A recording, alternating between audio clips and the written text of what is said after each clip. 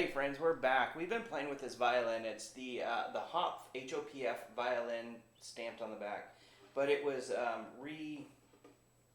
whatever done by Van Dorston, who was a professional maker that ended up installing a double bass bar on this one.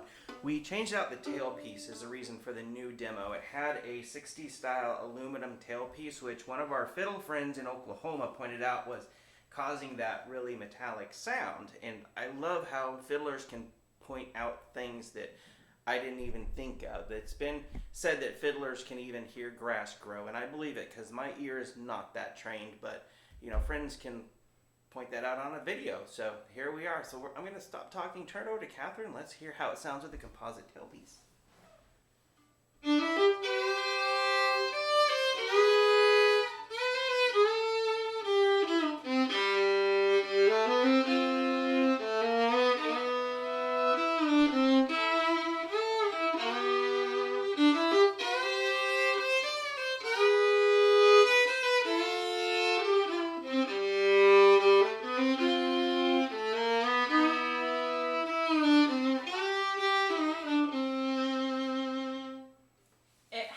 This beautiful, like, dark, rich sunset honey sound to it. I'm sure you can hear it, through the microphone, but it is just a treat yet to behold. It is just really once in a lifetime feeling experience to play something that is this rich and bassy. This instrument has just this wonderful bass quality that just really, you can feel it in your whole body, and it just really fills the room. It's really, really incredible.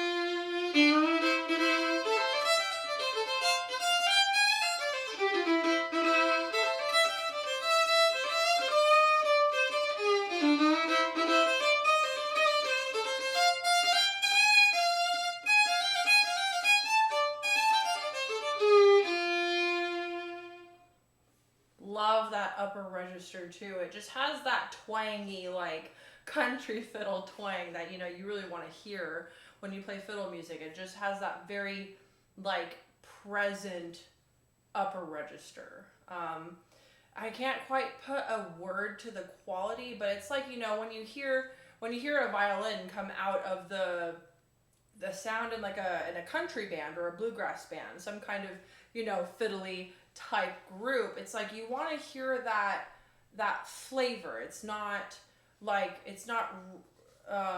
spicy, but it's just like it has that like very tart or citrus flavor that just kind of pops out of the mix. And it just makes hearing a country band so satisfying to hear that fiddle citrus flavor in the mix. And this one definitely has it. Really has that very, very citrusy flavor. I'm using the word citrus because it's just the best thing that I can think of for this particular sound.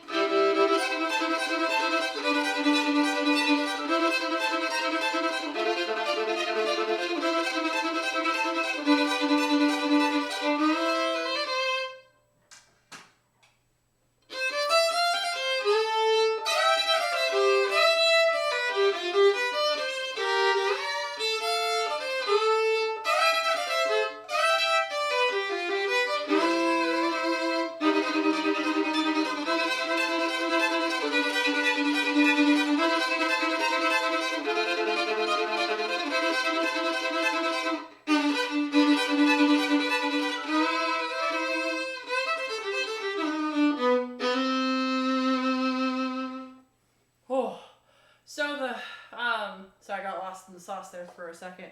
But the fiddle bridge, this flatter bridge right here, really, really, really, really, really helps with shuffling. If you do a lot of shuffling in your, in your country band or if you do fiddling by yourself, the flatter bridge really helps so much. I thought, and I think I said this in a previous video, I thought I couldn't shuffle because I was trying to shuffle on my classical bridge, and I was like, man, I'm just a bad fiddle player. I will never be able to shuffle properly.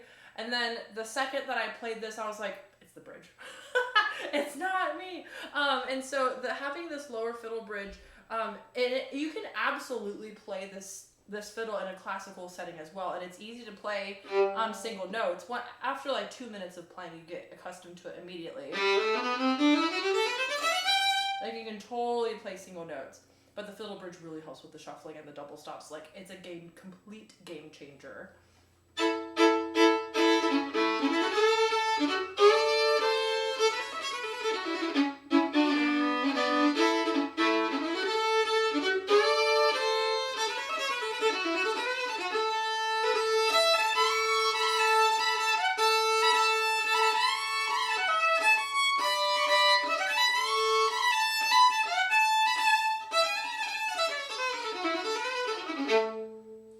It just has this beautiful, this is a fiddle. A lot of people jokingly ask, what's the difference between a fiddle and a violin? I'm like, this is the difference. This instrument, it has that personality, it has that vibe, that sound, the playability of a fiddle. It is just seriously a one-of-a-kind instrument, has such a unique, beautiful sound. It is just phenomenal. If you're a fiddle player and you're looking to have an awesome fiddle to get on stage or to sit in the records or to sit in the studio and record this is your fiddle. Awesome. Thanks, Catherine. We're going to try something something different that we've never done before here. So we do have the fiddle bridge on there. We did have a classical bridge made for it. So you can see that the classical bridge, if it'll focus here, has a little bit more of the arching to it. So we're just going to do like a really quick swap out and just see what that sounds like. So thankfully you guys online are able to press the fast forward button, but I can share some information about this as well as we go. But we're careful to put the bridge back exactly in the same spot as this one. You can hear the complete difference between it.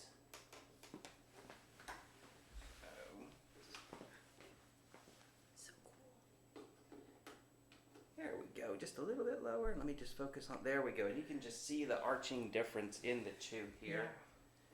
Just about done. It'll just be tuning up the strings in 1 second here. I brag a lot about the fiddle bridge, but I love fiddle bridges for shuffling, really. But classical bridges are really the standard for most all playing, and even fiddle playing as well. Of course, if you're a classical player, or even a fiddle, because I fiddle on my instrument Hudson, and he has a classical bridge. So a fiddle bridge is just it's different and unique, but I think the difference is really mostly with the shuffling, because I'm a terrible shuffler, and the fiddle bridge really helped me shuffle a little bit better. And most people really don't know. They've always asked what's the difference between a violin and a fiddle, and it literally is. It comes down to, the bridge, arching, etc. So I know you were faster at tuning, so here we are. Quick costume change. You get to see the behind the scenes here at Revivo Violins.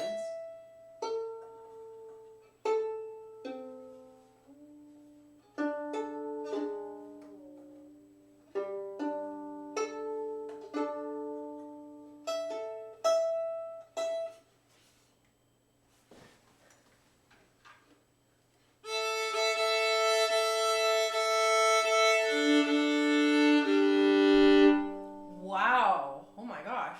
It's even brighter.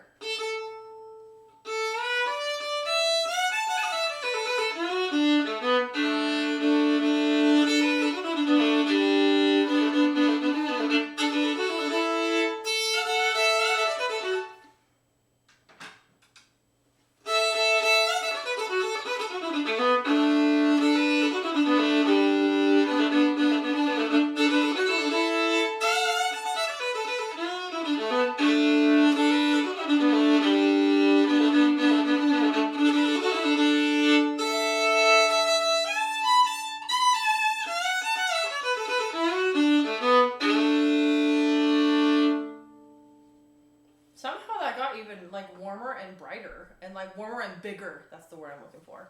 Yeah. Wow.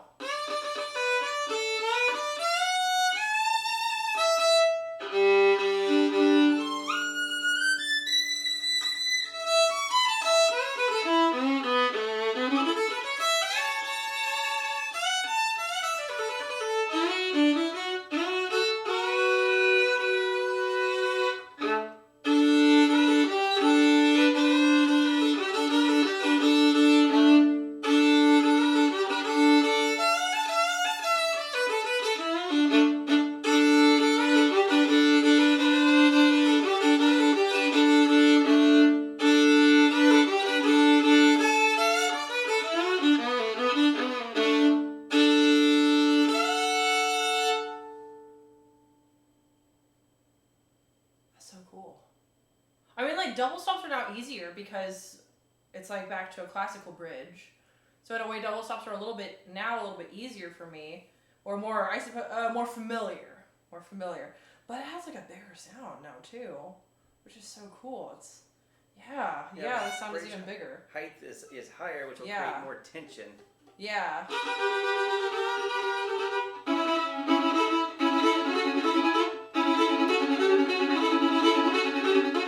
I can still shuffle a little bit. But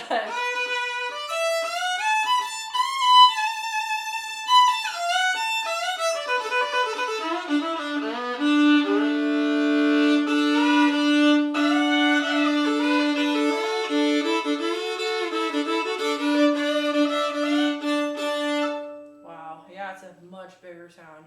That's cool. That's really cool. Yeah. Were you about to say something?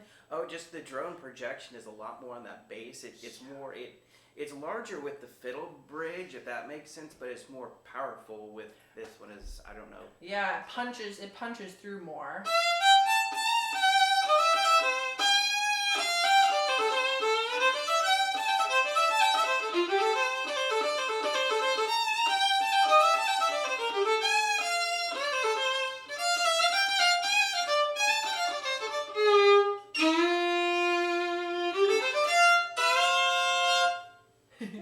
One silly request. I know that this is really a fiddle, but I'm just curious how it handles the Don Juan, though. Yeah.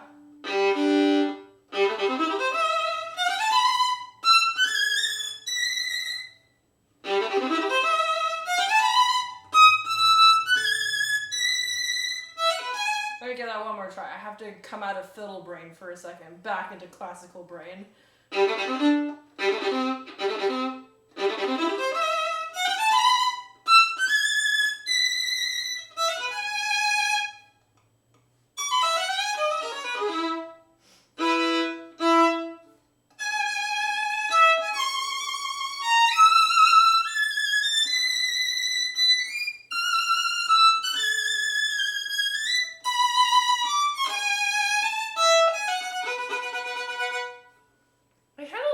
Well, it does.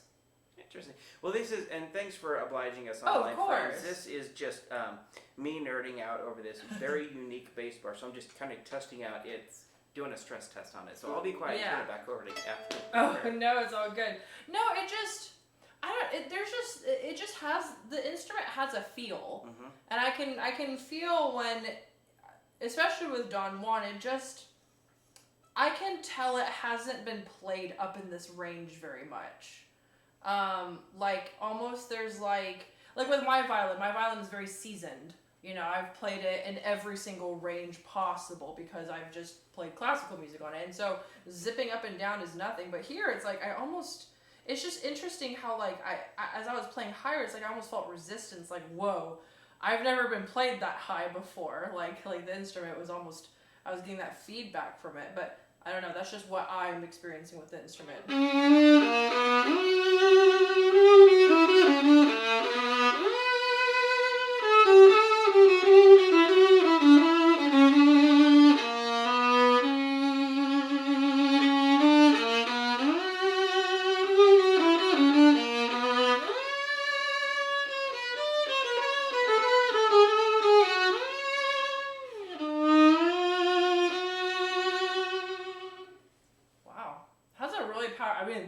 That's a powerful G string for sure.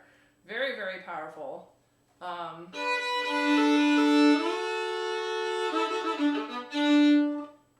So cool.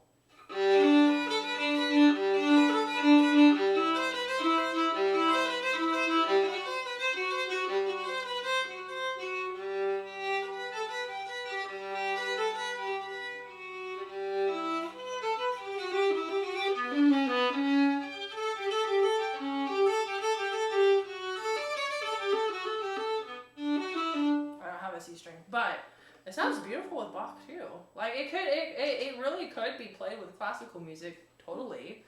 I just think it sounds better on fiddle. It sounds better with fiddle music, but it sounds really good with classical music as well. I think it just needs to get this upper register broken into just a tiny bit.